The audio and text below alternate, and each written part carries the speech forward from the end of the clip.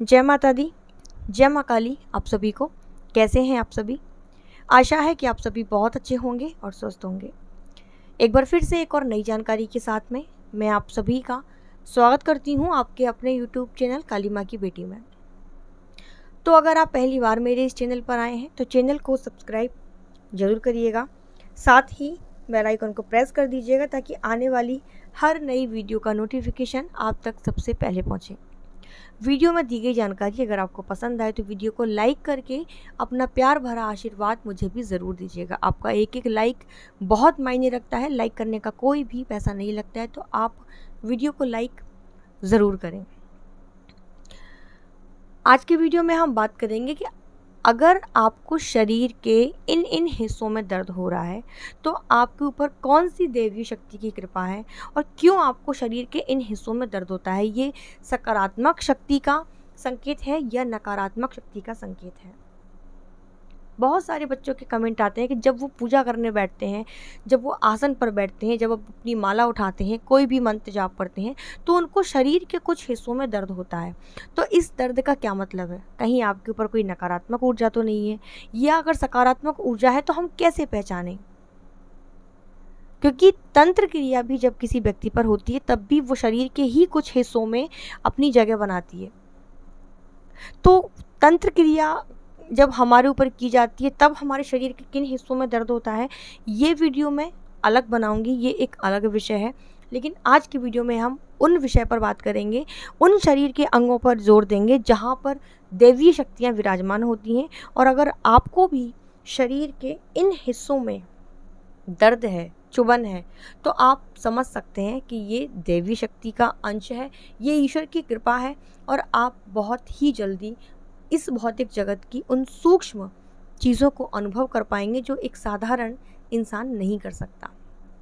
शुरू करेंगे आज की वीडियो को आप लास्ट तक देखिएगा ताकि कोई भी जानकारी आपसे मिस ना हो। तो शुरू करते हैं आज की वीडियो को। आपने जब भी देखा होगा, आप जब भी मंत्र जाप करने बैठते हैं तो बहुत सारे बच्चों के मैसेज आते हैं कि हम जब भी मंत्र जाप करने बैठते हैं हमको रीढ़ की हड्डी में बहुत दर्द होता है। यानी कि आप जैसे ध्यान लगाने की एक अवस्था है, मंत्र जाप करने की एक अवस्था है कि आप जब भी मंत्र जाप करेंगे, आप जब भी ध्यान लगाएंगे तो आपकी रीढ़ की हड्डी सीधी होनी चाहिए। नॉर्मली जब आप बिना मंत्र जाप की भी सीधे बैठने की जब कोशिश करते हैं तो आप काफ़ी लंबे समय तक बैठ सकते हैं। लेकिन जब से ही आप मंत्र जाप करते हैं अपने इष्ट का, अपने गुरु मंत्र का, तो आपकी रीढ़ की हड्डी में बहुत ज़्यादा दर्द होने लगता है। तो अगर आपकी रीढ़ की हड्डी में दर्द हो रहा है तो आप समझ जाएं कि ये दैवीय शक्ति की कृपा है, ये अंश आपके ऊपर देवी शक्ति का है और ये कोई परेशानी वाली बात नहीं है, ठीक है। दूसरा जो दर्द होता है शरीर के अंग में वो होता है आपके कंधों पर, यानी आपके कंधे भारी होने लगते हैं।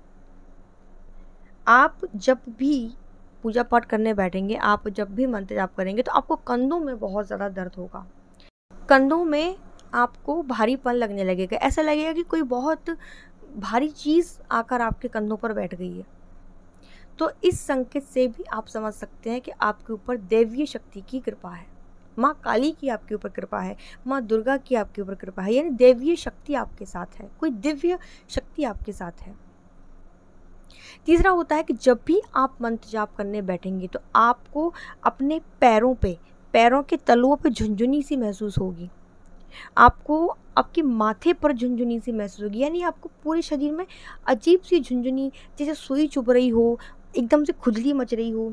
आपको ऐसा लगेगा आपके ऊपर कोई चीज़ आके बैठ गई है, आपके सर के ऊपर आकर कोई मच्छर बैठ गया या कोई कीड़ा बैठ गया, मतलब इस तरीके से आपको अनुभूति होगी। ये बहुत से लोगों को चीज़ समझ में नहीं आएगी, लेकिन जो लोग मंत्र जाप करते हैं, जो लोग पूजा पाठ करते हैं, वो बहुत अच्छे से इस चीज़ को समझ रहे होंगे कि मैं क्या कहने की कोशिश कर रही हूँ। ये बहुत सूक्ष्म अनुभव है। तो अगर मंत्र जाप करते टाइम आपको भी माथे पर झुनझुनी होती है, आपको अपने गालों पर चींटी चलने जैसा एहसास होता है, आपको आपकी रीढ़ की हड्डी से लग रहा है कि कोई चीज़ नीचे से ऊपर की तरफ चल रही है, कोई कीड़ा आपके ऊपर चल रहा है, एक अजीब सी सुई चुभने जैसी, झंझनाहट सी, चुभन जैसी अगर आपको हो रही है, तो ये बहुत ही अच्छा संकेत होता है। ये संकेत इस ओर दर्शाता है कि आपकी जो कुंडलिनी शक्ति है वो बहुत जल्दी एक्टिव होने वाली है और आपको ज़्यादा से ज़्यादा मंत्र जाप अब आगे बढ़ाना होगा, यानी कि ये आपकी भक्ति का बढ़ता हुआ चरण है। ठीक है, इससे भी आप जान सकते हैं कि कोई दैवीय शक्ति आपके साथ में है। इसके बाद कुछ और अनुभव भी होते हैं, जैसे कि रात के टाइम पे अगर आप सोते हैं तो 3 से जो 5 बजे तक का टाइम होता है, यानी जो ब्रह्म मुहूर्त का समय होता है, ब्रह्म मुहूर्त के टाइम पे आपको मतलब अंदरों में जो घंटे जो बजते हैं, घंटों की आवाज़ें आएंगी, कई बार आपको ढोल नगाड़ों की आवाज़ें आएंगी। ऐसा नहीं कि पूरे घर में आपको सुनाई देंगी, सिर्फ आपको ही सुनाई देंगी, घर के बाकी सदस्यों को सुनाई नहीं देंगी, और झटके से आपकी नींद खुलेगी ब्रह्म मुहूर्त में। लेकिन अगर आपकी नींद 12 से 1, 2, ढाई या 3 से पहले के बीच में खुल रही है, तो फिर ये नकारात्मक ऊर्जा है। दैवीय शक्तियों का आगमन जो होता है वो अमृत वेला में होता है, ब्रह्म मुहूर्त के टाइम पर होता है। तो अगर इस समय में आपकी नींद खुल रही है झटके के साथ में, तो ये भी दैवीय शक्ति का ही संकेत होता है। इससे भी आप समझ सकते हैं कि आपके ऊपर दैवीय शक्ति की कृपा है, आपको दिव्य शक्तियां ब्रह्मांड में प्राप्त हो रही हैं। इसके बाद अगर आप मंत्र जाप कर रहे हैं, कोई भी मंत्र हो सकता है, चाहे माँ काली का हो सकता है, शिव जी का हो सकता है, यहाँ हम दैवीय शक्तियों की बात कर रहे हैं, दिव्य शक्तियों की बात कर रहे हैं। आपका गुरु मंत्र होता है, आप मंत्र जाप कर रहे हैं और मंत्र जाप करते करते आपको बहुत ज़्यादा उबासियाँ आ रही हैं। उबासी आना भी सकारात्मक ही होता है।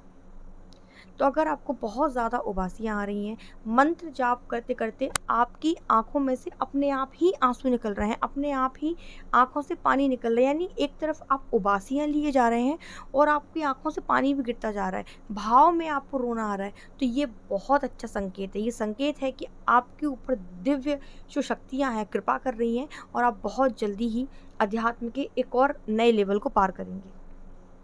ये अनुभव हर किसी को नहीं होते हैं, और जब भी किसी साधक के साथ में इस प्रकार से नए नए अनुभव होते हैं तो वो बहुत ज़्यादा परेशान हो जाता है कि ये क्यों हो रहा है, कि मंत्र जाप करने के दौरान उसको जो उबासियाँ आ रही हैं तो कहीं ये नकारात्मकता तो नहीं है, उसकी रीढ़ की हड्डी में दर्द हो रहा है, उसको कंधों में दर्द हो रहा है, उसको अपनी आज्ञा चक्र पर दर्द होगा।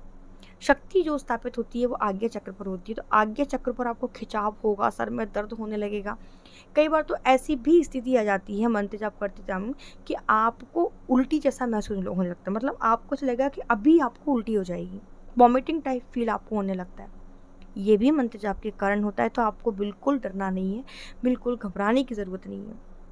जब आप बहुत ज़्यादा मात्रा में मंत्र जाप करने लगेंगे ना, तो कई बार ऐसा होगा कि आपको रात में नींद भी नहीं आएगी, क्योंकि ये बॉडी मतलब जो भी आप इतना जो मंत्र जाप कर रहे हैं उसकी पावर, दूसरा आपकी बॉडी के अंदर कितनी कैपेसिटी है उस मंत्र को लेने की। आपके शरीर के अलग अलग हिस्सों में दर्द होना, यानी शक्ति किसी न किसी जगह को चुनती है अपने आप को स्थापित करने के लिए। कुंडलिनी शक्ति जब नीचे से ऊपर की तरफ उठती है तो वो जगह बना रही होती है आपकी बॉडी में बैठने के लिए।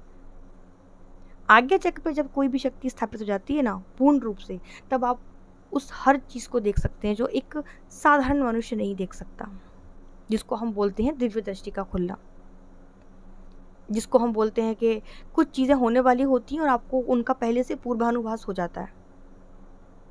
तो ये बहुत अच्छी चीज़ें हैं, क्योंकि शक्तियों को अपने आप में कंट्रोल करना भी आना चाहिए। आप नहीं करेंगे तो डिसबैलेंस होती रहेंगी। तो जब आपके संग ये सब चीज़ें होने लगे तो सबसे पहली चीज़ आपको क्या करना है कि आपको इन सारे अनुभवों को गुप्त रखना है।